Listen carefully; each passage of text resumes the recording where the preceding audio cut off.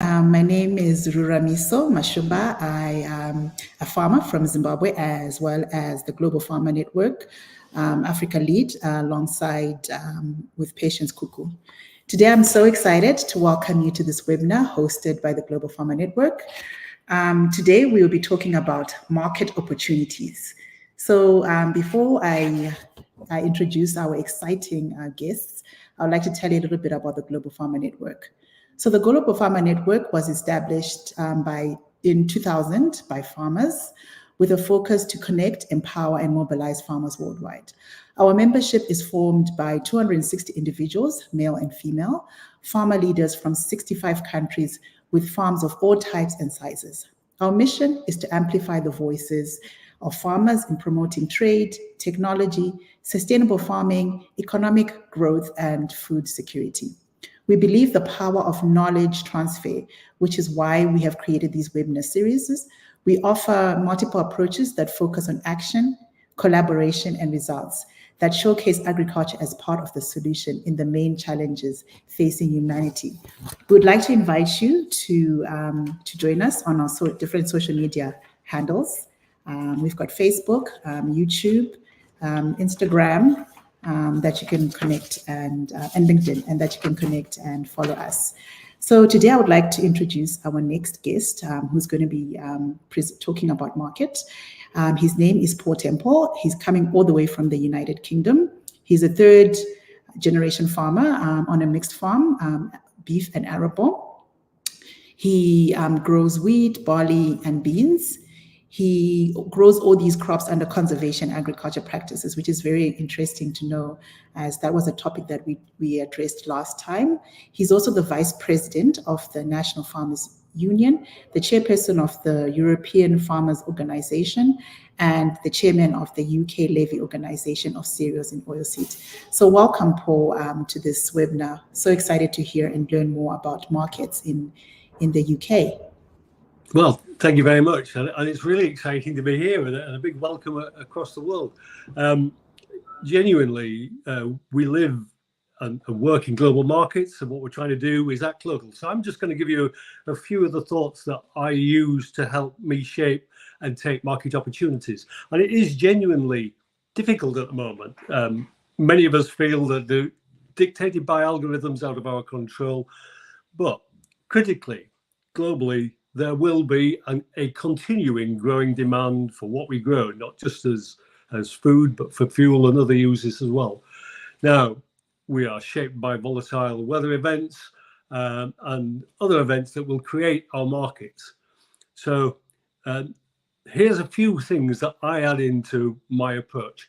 And a bit like those who play sport, don't think you're just going to get lucky with markets. You have to do some detail, whether you're large or small. Understanding the mechanics of markets and global weather and supply balance and politics are really important. Trying to understand how the conflicts that we've seen, and grain trade always seems to manage a way around conflicts, is really important. Get used to statistics, and I'm a big supporter of the USDA statistics. They, as an organization, put more resource into it. And whilst people can often be critical of the statistics they read, it's really important to know that an organization like USDA provide these statistics using exactly the same methodology year in, year out. And then, as they point out, it will be the market to judge whether they believe these statistics or not. So that's a little bit of the backdrop to your marketplace. And then it comes down to what you're producing. Critically, it's really important, again, large or small, to know your cost of production. And this is about understanding the detail. And if you get the chance to benchmark with others in your locality, I find it really useful. What it does, it helps you understand whether you're doing your job as well as you should do as a farmer. And it helps you look through the cycles that inevitably we all face. From that point, I think the quality of what you produce is really important. And it's the quality probability that I think should determine what you're actually growing. Now, on my farm, we can't grow milling wheat. And so as a result of that, we have to look at different market opportunities. Now, in my case, We have a ready-made feed market, but also we're seed producers because we can add a little bit of premium, and we have land that allows us to produce a high quality seed. So knowing what you can produce is a really useful starting point. Storage, I think, is a really important element of marketing options. It's an asset at harvest. Obviously, it makes life easier. It opens up longer term selling opportunities. But I think it's really important that you don't just see storage as something you have to use as long term. It should be about the price of what you're taking out of that store and whether you're happy with it at the point you want to take it out, rather than I have a store and I'm going to use it. And importantly, when you put things in the store, you genuinely have to manage them. Looking after a crop doesn't end because it's in a store. The next bit I think is a tricky one, but I think it's really relevant to both large and small producers now in today's world. How you can work with others for mutual benefit. And that obviously fits into storage and equipment and joint working, expanding your skill base or your skill sets. Interestingly, if you join with others, they might have more of a mechanical focus and you might have more of a marketing focus, and you can work with one another to best mutual effect. So it provides you usually with more marketing options and actually a better use of your capital. The only key piece of advice I always give in when you're working with others is always to have an exit strategy in place at the beginning. A clear decision-making process and responsibilities identified when you're going into joint arrangements. And the final thing that I think is really important when it comes to marketing is trust. I set great store in trust with those that I deal with. If you want long-term trading success and opportunity, trusting those that you deal with is, to my mind, the foundation of a long-term future. Again, large or small, and it comes back to people, how you work with them, the relationships that you create, a track record, and for many farmers, who you see as your customer. Farmers can be guilty of seeing those that supply them as a customer and also that buy from them as a customer. I try, if possible, to see those that I sell my produce to as a customer and look after them from that approach. It is always easy selling goods in high prices, as we saw a couple of years ago. The challenge for farming, especially to make a margin out of what you're producing, is how you do it in the poor years when you maybe don't have the yields that you anticipated, or you have low prices, or you haven't the quality. So looking through cycles through the years, and maybe up to 10, I think is really important. Working with others helps you decide what and how you market, what your customer actually wants. And you start from that perspective before you even produce it. The strategy of marketing doesn't begin at harvest, it begins before you even plant it. I can remember many, many years ago, I was asked by somebody in marketing, do I have a marketing plan? And I said, no, I didn't. But this was somebody from a marketing company, and we went through everything I did. And she pointed out, you do have a marketing plan, you just haven't formalized it. And from that point on, I've always made an effort in a very simple way to formalize what I'm going to do, how I'm going to market it. And then I return to it at the end of the year to see what I can learn from it, whether I've been successful and what didn't go very well. So that, I think that's really important. Now, when you've done the detail and built the relationships and managed the quality, you're left with, I think, two simple factors: events and emotions. Now, events like the Red Sea situation at the moment are out of everyone's control, but they need to be understood because they change the dynamics of trade. And for some people, that might be a benefit. And the final point I'm going to raise is emotion. Now, markets functioned on emotion years ago, very much on emotion. Nowadays, we have algorithms. However, farmers do genuinely have one brief window of advantage. We know globally all our crops are being literally monitored across the world every 24 hours, but there can often be up to a 2-week gap before the market really sees what the farmer sees for himself on the ground. And that can give you a head start on the market sentiment and the market's algorithms for both long and short-term selling strategies. Now, while farmers often do have to borrow money, they are usually reasonably capital geared to hold out for market to see if it's going up. And increasingly, that does have a market effect. What my only piece of advice on a rising market is, don't try to hit that elusive top. When you're satisfied with a margin, work on it and work with your customers at that particular point, because you'll find it to your advantage in future years. And the last little tell I want to leave you is, I mean, I come from a European market that was heavily managed nearly 20 years ago. And it was managed on a weekly basis by politics in Brussels. And over the years, that has slowly disappeared. And there was a great guy who was a French farmer who'd been involved for 40 years in European politics. And I asked him on his point of retirement, which was his favorite period of farming, thinking it would be the 1970s or possibly the 80s. And he actually said, refreshingly, it was now, because now you have the opportunity to see who the good farmers are, who knows how to sell their products, and who knows how to manage their risk.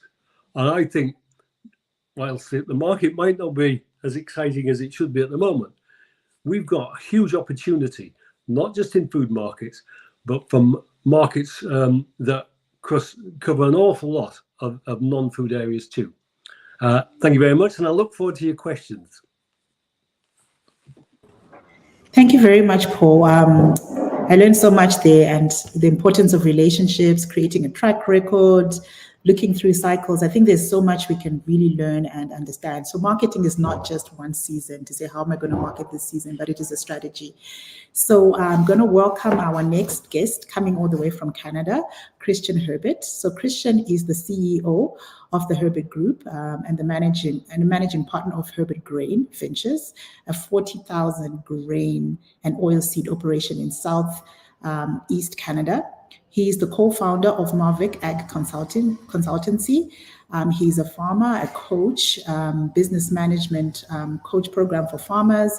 He obtained his CPA from the Mayor's Norris Penny, a large accounting firm in Canada, before returning to a family farm in 2008, which he operates with his partner.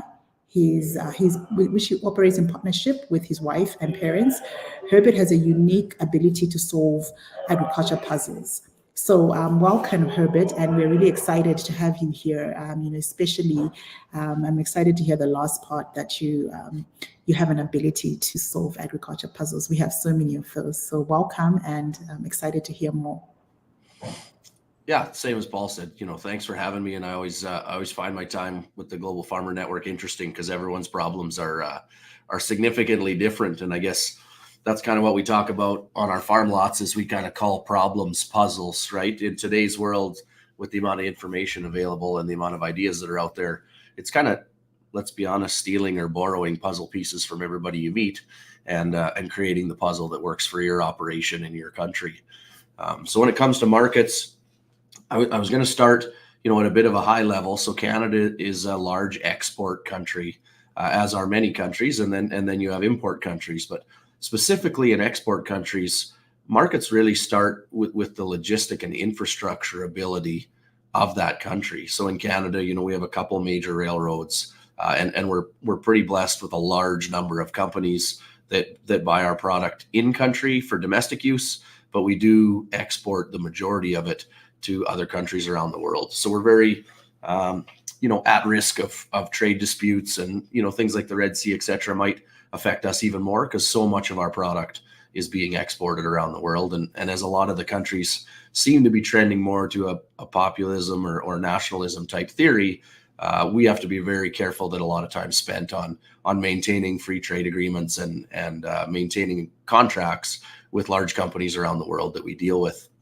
The one I've used as an example, and Paul would know this well, is a large chunk of our wheat off our farm goes directly to Warburton's in the UK. So we can grow high protein wheat really well in Canada, and so a large chunk of our wheat ends up, being mixed with wheat grown in the UK and around the world to one of the largest bread sales companies in the UK called Warburton, and those types of contracts, I guess, are what we look for. So when I go back, as I said, I start market opportunities really start with number one, what can you grow on your farm? Paul mentioned this, and is it 2 crops? Is it 10 crops? Which ones can you actually make money at? That allows you to start figuring out which market opportunities are there. 2, you have to look at the overall infrastructure, not only of your operation. So what can you store? Based on that, how much do I need to sell early? How much can I carry for up to a year or even more, if that makes sense? But then 3, what's the infrastructure of your country? Can your grain get to who's buying it and get shipped, to a port in order to get all around the world, or does it need to be used domestically? And I think that helps kind of build your strategy of what your plan's going to be for your marketing. From there, obviously, I think cash flow and the cost of money really help take the next step in that plan. We all have cash needs, and we don't want to be forced to sell, in order to go pay a loan or pay wages, etc. So our marketing plan needs to be tied to that, and it also needs to be tied, obviously, to the infrastructure and how long it got there. So I guess specifically on our farm, we're pretty blessed. We probably have 12 to 14 key locations that we can get to in under 2 hours with our trucks. So when we grow the grain, we can haul it there in less than 2 hours. We can get paid right away. We can get paid that day if we want, and that gets shipped all around the world. But what we focused on, I agree completely with Paul, is more relationship selling. So I think over the last 50 years, specifically in North America, but all around the world, lots of these companies that buy our product have tried to turn farmers into a contract number. Some of them don't want the relationship because they don't really want to know that, the type of person you are, etc. They just want it to be grain. So what we've done is try to focus on more value add type opportunities where we cut out, middlemen and contract numbers. So for instance, as I said, a large part of our wheat goes directly to the UK. We deal directly with the Warburton company. A whole bunch of our canola goes directly to the crush plants. So it doesn't go through one of the big grain elevators. It ends up directly at the crush plants, which some of the biggest concentration of canola crush plants in the world is pretty close to our farm. And then that oil is shipped all over the world to people all over the world that need it. But by removing some of the middlemen, obviously it can leave some more money on the table for you. But it also, like I said, allows you to build a better relationship with the end user, because the end user is our consumer. The second end user is whoever's doing the actual value add to sell to the consumer. And so once again, I use Warburton's as a good example. That's also one of the reasons that one of our main crop is malt barley. It's kind of been our lead income winner for years. And my goal long term would be that anyone, drinking a beer somewhere in the world can snap a picture of the Q code on the side of the can and see my 9-year-old daughter and 11-year-old son running through our barley crop. And we could walk you through, how it's been grown. And maybe I got combine videos that are pictures in the back behind me here. You could see drone videos of our farm, because we want to connect better with the consumer. And hopefully we can extract some more money out of each bushel by doing that. After you've delivered, I completely agree with Paul. I think in my mind, you have a year before you grow the crop and a year after you grow the crop to truly market that grain. I think pre-marketing or pre-selling prior to production is a huge strategy in Canada. You have to have a good risk management plan in order to do that, which we have a couple of options. We have government insurance, and then there's also a couple private insurance companies to help us get there. And I understand that's not the same all around the world. But things as simple, things that we're pretty lucky in Canada is something as simple as internet connectivity. I mean, I can get the live futures markets on 30-second transaction or 30-second delay and talk to farmers all around the world. And I have good friends, that farm in Africa or in Zimbabwe that have to be worried about an internet connection just to know what the market price is. So I think a lot of things can make marketing way more difficult than it needs to be, depending on what country you're in. On the last piece, I'll go a little bit back to our farm. Obviously, as Paul said, the highest quality products are always going to extract, the most value. That's why we've kind of done canola crush and high protein wheat into Warburton and malt barley. So even though we're a commodity producer, we do try to focus on the higher quality products. which then means you got to manage them that way when it comes to fertility and storage, and keep them in good shape, and also hold good on our promises. So if I make a deal that I can deliver 10,000 tons of high protein wheat to Warburton, I need to do that. I have to stand on my word, and that trust is built over time. And like I said, hopefully that leads to a Q code where if you're having something off our farm around the world, you can see my kids running through our fields. Lastly, I guess I would just point out, perfection versus logistics is what becomes a problem, on our operation.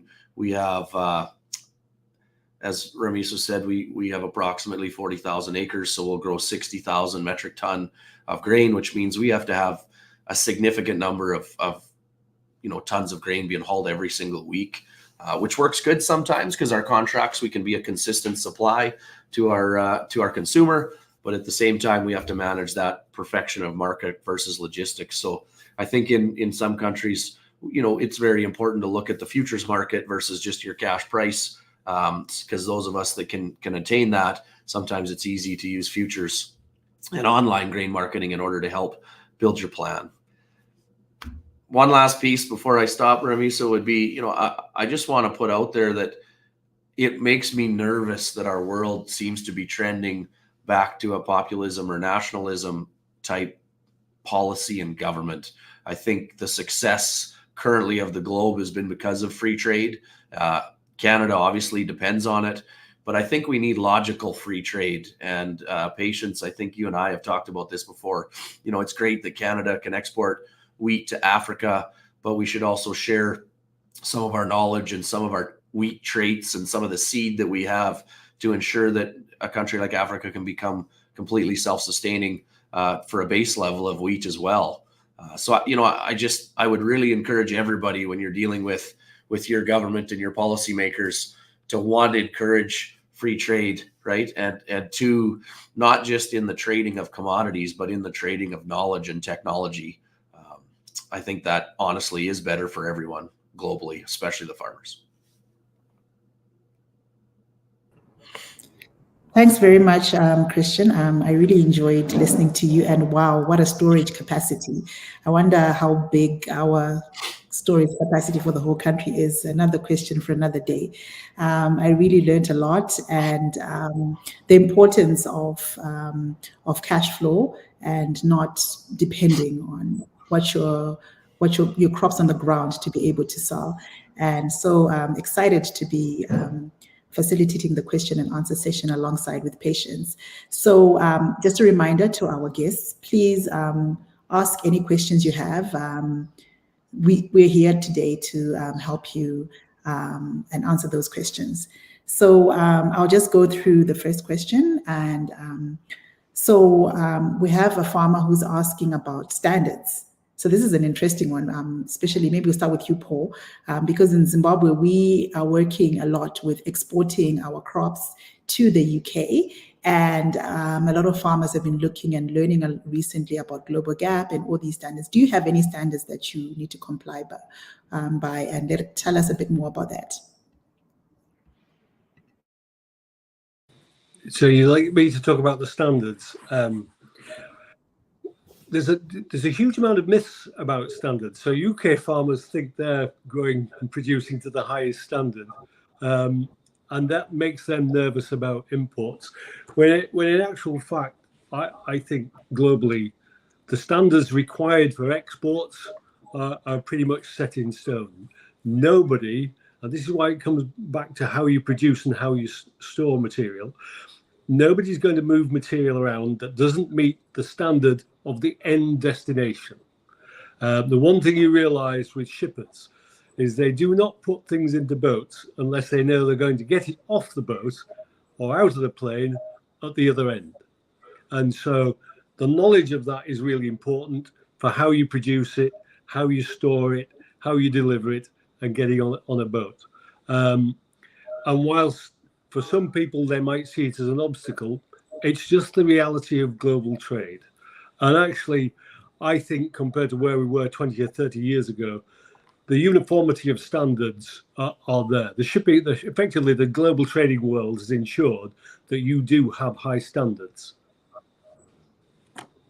Thank you for that, Paul. And I really like the traceability, which is something that we're learning a lot, because many times you go into supermarkets and you don't even know how your crops were produced. So that is something for us farmers to start working on and learning to improve our standards and make sure that what we are producing is traceable. And just heard from Paul. So Christian, would you say, are there any standards? You're exporting a lot. You said Canada is a net exporter. How are you finding standards within your organization, your farm?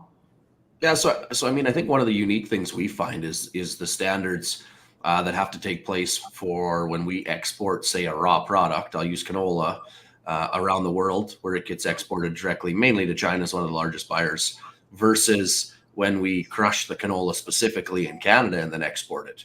So to be honest, in most cases, we can extract significantly more value as a grower out of going directly to the crush plants, because they can deal with anything that might be, not perfect at the crush plant, and then they crush it in a matter of weeks, not in a matter of months. So the export standards are a little more stringent.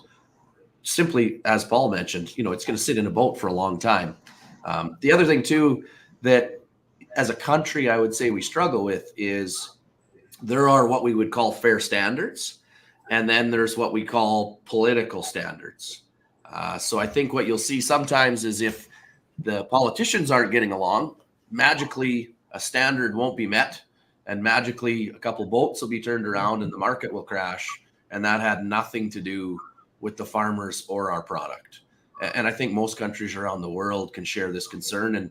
And to be honest, it's super frustrating, right? It's our livelihoods that policymakers are dealing with when they have things like this happen. But I do think slowly, governments are finding a way to collaboration with other countries, etc. So if something like that happens with one country, we can divert product to another country. So I'm all for standards around the world. I mean, we want the best product to be shipped around the world and people to have the best food in the world. I don't care where we farm; that's what we want. I just get really frustrated when policymakers move the goalposts on standards because of usually some other issue. And this is kind of a retaliatory problem. Yeah, definitely. Those are really good points on standards. Our standards uniform within country and out of country, and how do we ensure that there's that fairness in terms of standards? So, what sort of standards do you have on your? What would you say are the basic standards? Maybe I ask you as a farmer that I'm looking at implementing some basic standards. What sort of advice would you give me in terms of? Yeah. Well, the basic standards are usually very simple things like the moisture content of what you're presenting, bushel weights, impurities, protein content, those kind of things. What is, I think, really useful, again, to all sizes of farmer is we can sometimes put it in a lorry and it disappears, and so long as there's no problems, we forget about it. What does help a farmer is actually having the feedback of information from every load, so that particularly in warm weather countries, moisture content has to be fairly low to ensure that it can be stored safely. So if you know that you're sending loads at, for example, 12.5% reliably, you're fine. If all of a sudden you're 12.9% and then a load goes over the 13% spec, if you've seen that information, it doesn't come as a surprise. So asking for return of information for the quality you're producing really does help farmers understand what they're marketing and how they've produced it to get it to that point. Thank you for that. So it sounds like marketing is really a lot of time and investment in it, making sure that you're able to even measure the protein content. I don't think I've ever seen many products here produced by farmers that show that. So that's very useful. And Christian, you mentioned about the QR code that you hope to implement on your product. Would you say that branding has added value to your marketing strategy, or is it something that you're looking to implementing in the future? Yeah, no, I mean, currently I would say we work on our farm brand in order to build relationships. Now, some of our products we can kind of get unique premiums based on brand, but a lot of our branding right now is just to open up doors for new relationships and meet new buyers and meet new end users, which over time, as I said, the dream is we want consumers to understand where the product came from and how it was grown, right? So there'd be nothing better for me to have Q codes on a bunch of the products we ship, and for people to see, the data around how we produced it, how it was farmed, the quality it is. And I agree with Paul. I think there's some basic standards, like he mentioned, moisture and foreign content, I think are important in every grain. And that goes right back, foreign content starts with how you set your combine. So to think your marketing plan is just once it's in the bin, how you set your harvest machines to ensure that you're not, one, not throwing anything over, but two, making sure the majority of foreign content, i.e. weed, seeds, or other crops, are out of your product. It is really important right from that stage forward, and then how it moves into the storage. I guess since I talk to patients in Rumiso every now and then about technology, I mean, now I have cables in virtually all of my storage facilities. So our storage facilities will hold, let's call it anywhere between 200 and 1,000 metric ton.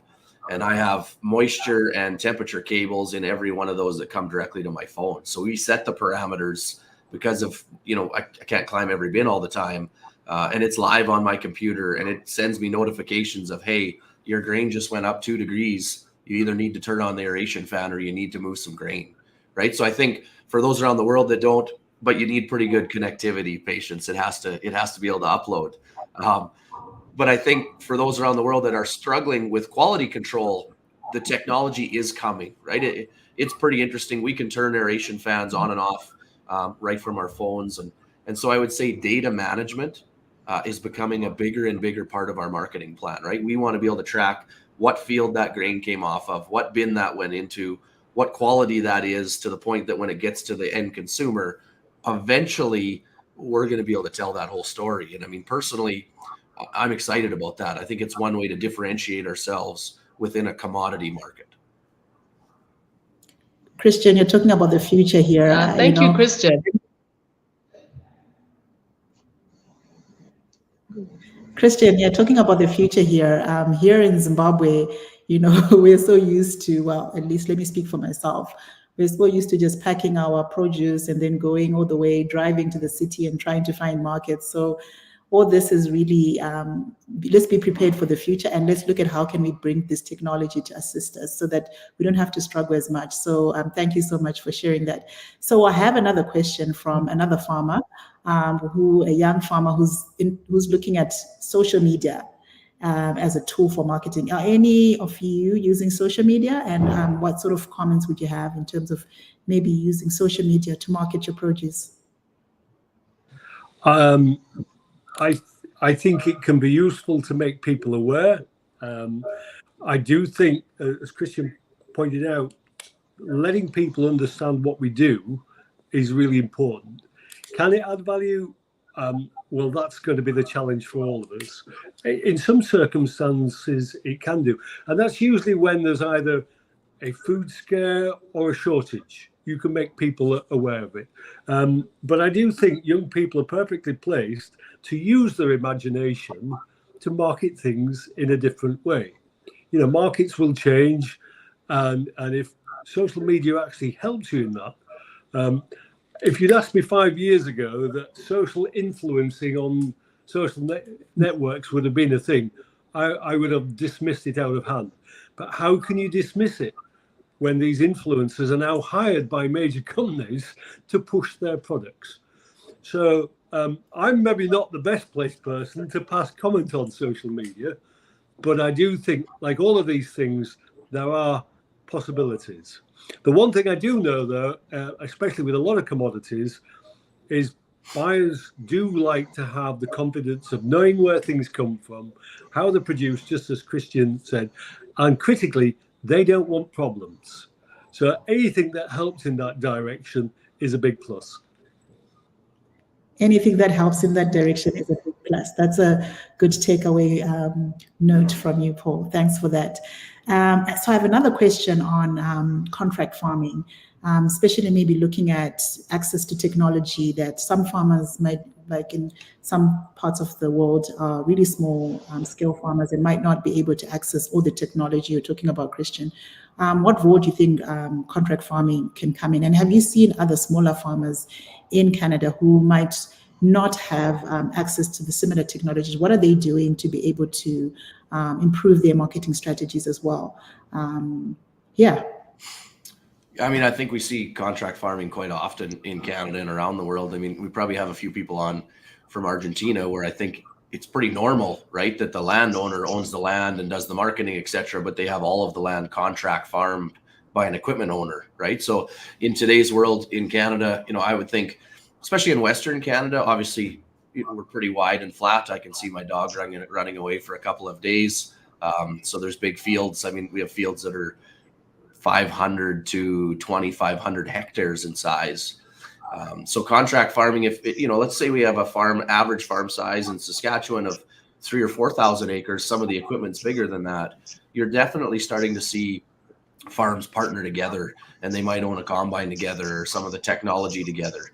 You're also starting to see some of the larger operations, you know, partner with some of their local neighbors. Now, there's two ways that goes. Either the local neighbors don't like the large farmer, right?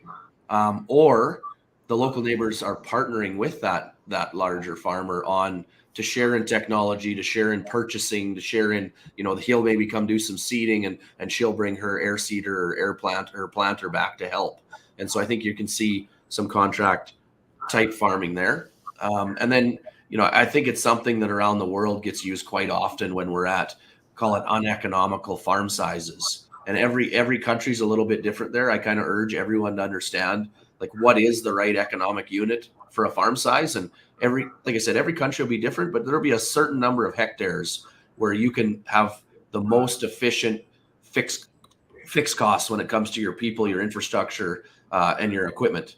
And that's a really important number to know, right? Because your gross margin, which is just yield times price minus seed, fertilizer, and chemical, that's the same everywhere in the world, depending on what crops you're growing and what your land is.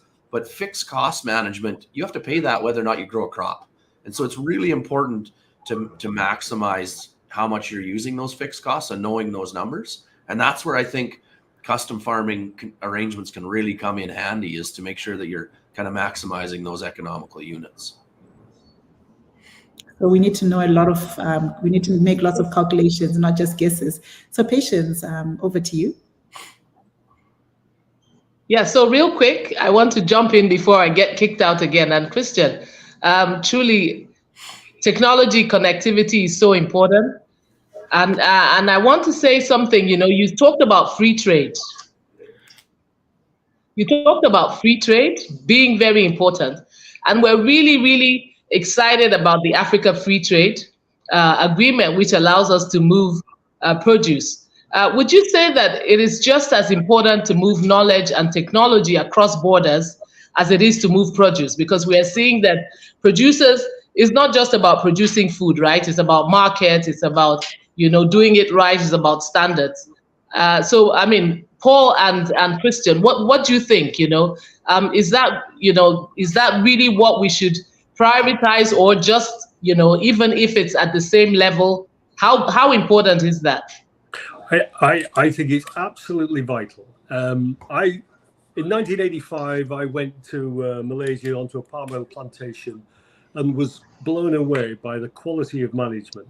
That whilst it wasn't directly comparable to my own farming, I immediately came back and realized, right, global market, top quality management, knowing your cost of production. And when farmers can see the transfer of knowledge and understanding and management techniques, it might not be directly comparable, but it actually can stimulate ideas and problem solving in a way they might not have imagined. And I think there's two elements that I think are really important at the moment to get a grip on, is obviously the cost of capital when we're trying to do things using the newest technology, but also actually valuing labor and the skill sets that we require. And if we can transfer that across countries in the world, we all gain from that. Genuinely, we all gain from that.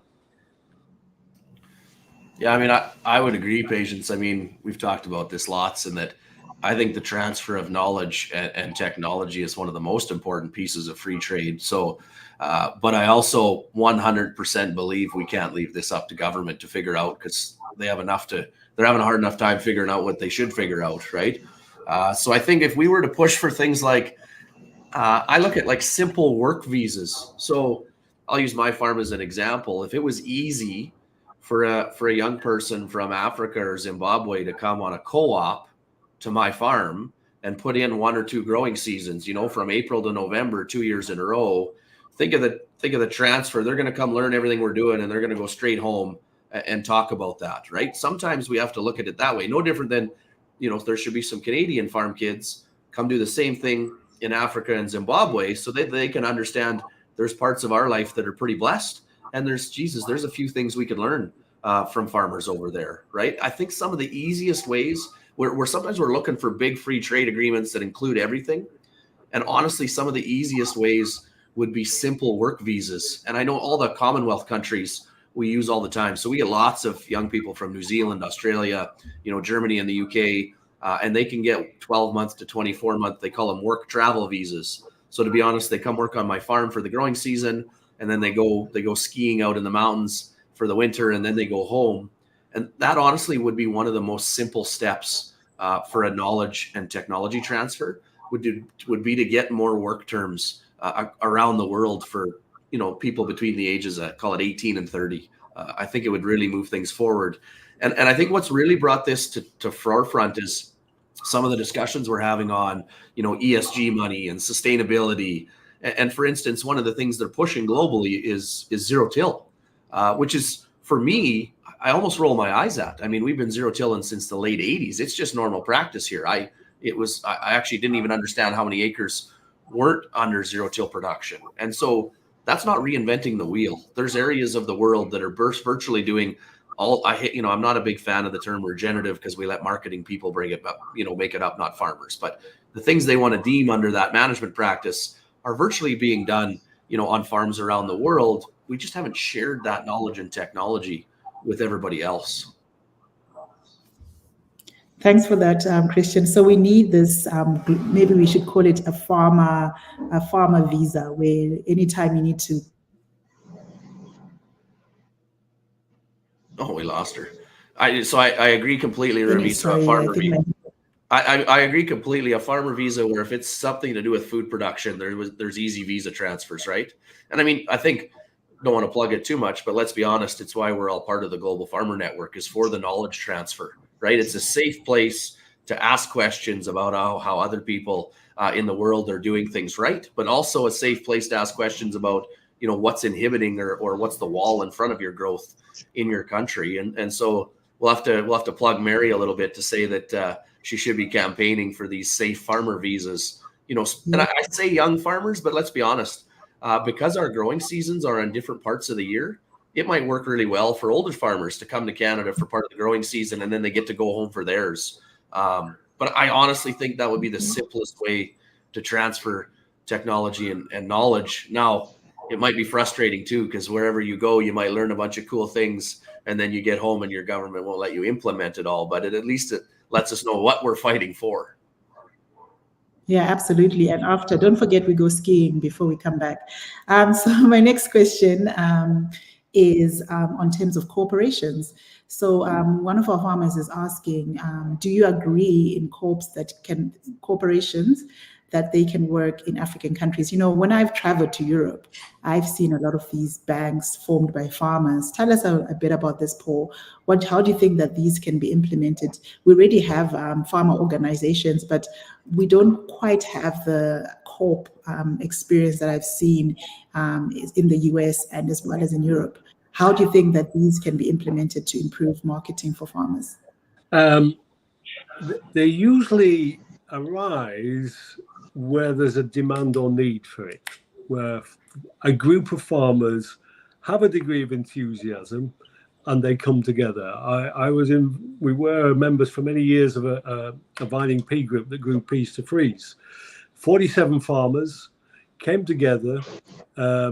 We had a common set of rules, and as a result of that, we pooled the equipment. We just had one set of equipment. We had one field guy and we had one marketing guy. It works really well.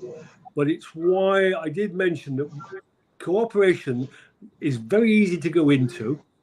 You can all be full of enthusiasm, but everybody's lives and events sort of change.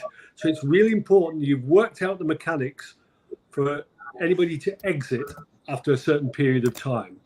And usually what happens, if people understand how they can leave an act of cooperation, they're more willing to stay within it because they don't feel trapped. But the benefits, I think, are going to be greater in the future because as demographics really kicks in, if we don't make our farming industry and business exciting, we run the risk of losing the best bright young things. By cooperating, we can sort of tap into people's talents that might have a bit of farming and a bit of marketing, or a bit of farming and a bit of machinery understanding, or a bit of farming and a bit of agronomy. And by cooperating, we can play to everybody's strengths as a team. It's not easy, but if people can see how it works in other countries, then they've got a chance of taking it back and putting it together and setting it up.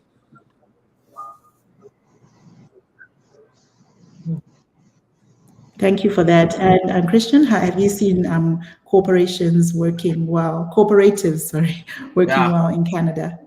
Well, I mean, I guess I'll give my overriding view that I think consolidation has to happen in agriculture, and not everybody wants to hear me say that because we want all farms to survive. But I think the big point is farmers' fierce independence is our number one positive, but it's also our number one negative, right? We're fiercely independent. That's how we beat Mother Nature. That's how we beat events. But the negative is we're not always that good at cooperating because we don't like to share knowledge all the time and give up some control. And my reason that I say that I think consolidation has to happen is that everybody that is supplying us and buying from us is consolidated significantly in the last 50 years. And so the smaller we are, I'm not trying to be rude, but we don't have any power with them. And so there's two types of ways of consolidating. One is you get bigger yourself, which is very capital intensive. And also, do you actually want to manage something that big, right? I talk about it all the time with my wife. Like, I like doing what I'm doing because I love business and managing people, but my kids might hate it. So our farm might get smaller in the future, right? Do you want to do that? And if that's not the path, then the other path to have consolidated power is a cooperative. And just like I think it was Aid talking about it, I've seen them work really well in all countries. Cooperatives around equipment, cooperatives around grain sales, cooperatives around fertilizer purchasing. The big thing, as Paul said, you have to go in it with eyes wide open and documented policies, right? Because guaranteed, you need to trust somebody else to make the odd decision. And as farmers, if that person decides the day that we're going to sell all our wheat together and the price goes up for a week, you can't walk away from that cooperative, right? And I think we see, mini cooperatives is when siblings start farming together, and how many of those explode because there's no documented job descriptions, who's accountable for what. And lastly, to be honest, I don't care if it's your own farm or a cooperative, somebody's got to be the boss. So you might be cooperating and you might be voting on a democracy, but there better be one person who makes the decisions and is accountable for those decisions, or I don't believe they will work, because 50 opinions don't matter.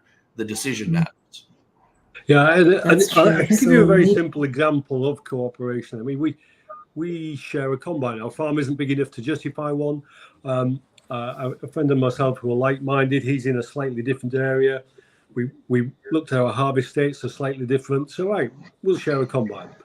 What my father didn't like it because he thought we'd lose our independence. Ironically, the complete opposite was the case. What we did was gain more independence because we had another partner to rely on if anything happened to us. It fetched discipline into everything we did with that combine, pricing it, managing it, costs, etc., etc. And the proof is we're now into our 5th combine. It works really well.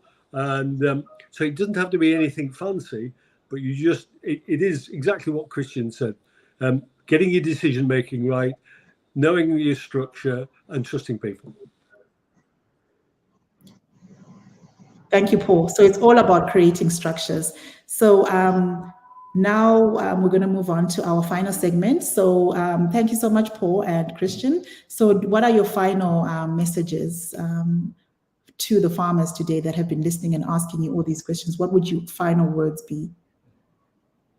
Well, my only final message, and I suppose it does pick up the social media one, is the fact that it's really worth talking to the outside world, because at one stage 30% of the population would be involved in farming, and so everybody understood it.